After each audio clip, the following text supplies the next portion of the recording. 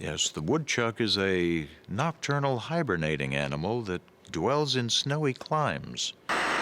CBC helped me get to where I am today by a guy from the CBC show I work on picked me up and drove me to this building, and then another CBC guy told me to stand here. Oh, you don't mean literally? I think Canadians are funny because there's a certain insecurity to us, and from that insecurity kind of creates this sense of sitting back and observing.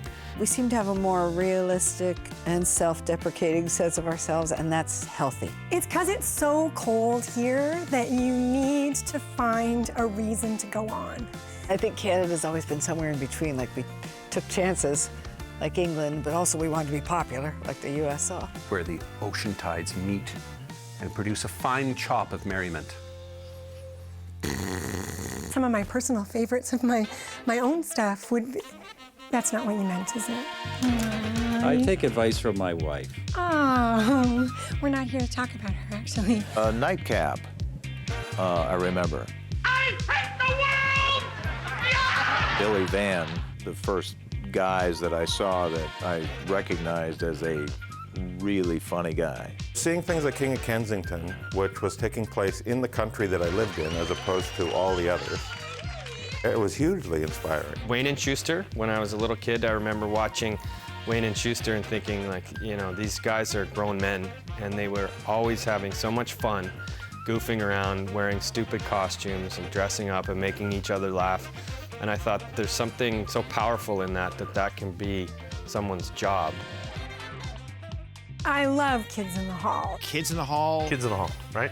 It was one of those must-see shows. I'm cutting your head, I'm cutting your head, I'm cutting your head. For me, the big one was SCTV.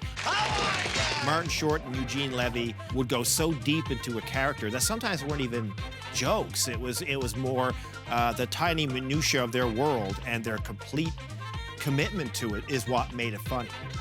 Alex, people, do not wave your hands. Use your bells. Please use your bells. Well, my older siblings, had me, watching it.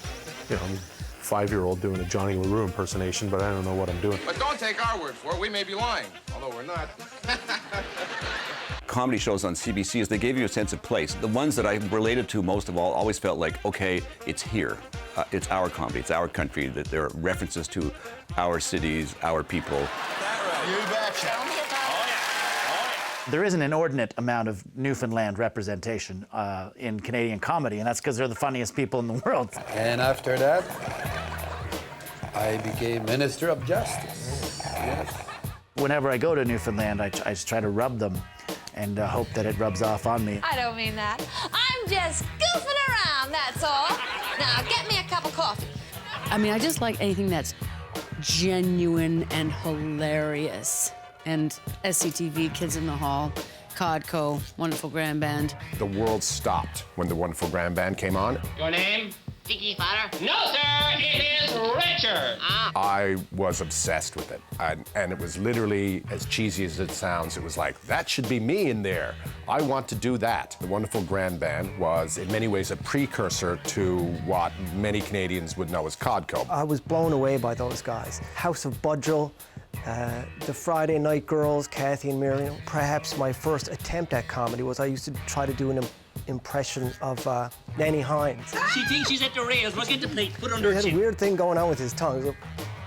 She thinks she's at the communion rails. What do you mean? Put the plate under her chin. I think maybe the funniest thing I ever witnessed was when Rick Mercer, as part of This Hour Has 22 Minutes, started a petition to have Stockwell Day change his first name to Doris. Why, you may ask? Because it'll be fun. People still want to talk to me about talking to Americans. Actually, did you hear that the Prime Minister, Tim Horton, just got a double-double? Another double-double. That means he has support of both sides of the Congress in Canada. Wow. What are you studying? Politics. Oh, yeah? This Hour Has 22 Minutes had a huge influence on me. Because I'm on it now. This Hour's 22 Minutes. Amazing, funny, and smart. Take your fist and shove that into your mouth and just... People on the show were so amazing. Watching Mary run around Parliament Hill and not get herself killed. What they began by ambushing politicians. Oh boy! That's a pretty incredible legacy to do a fake news show, which I guess had existed. Great. Most powerful man in Canada, arms of a girl. Not the way it was done at 22 minutes.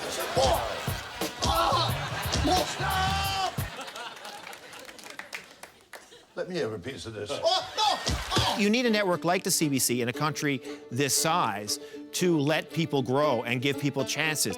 For young comedians, I think they're giving you something to aim towards. You know, they gave me something to aim towards, and I wanted to be part of a show and got to do festivals, and through that got introduced to be hosting the debaters. And, you know, next week I'll be taking over the network. It's absolutely critical to have a place and the means by which they can express themselves. You know, they've been open and supportive to comedy happening. You know, this is a place where you don't have to try and compete with the hot ABC sitcom. You can come and try something interesting. We've got great people in front of the scenes and behind the scenes, and this is the network. If you're a Canadian and you want to be seen and you deserve to be introduced to the rest of Canada, this is the network that's going to do it for you. They've reached out to all the different parts across the country and really given people a voice, and that's the truth. You know?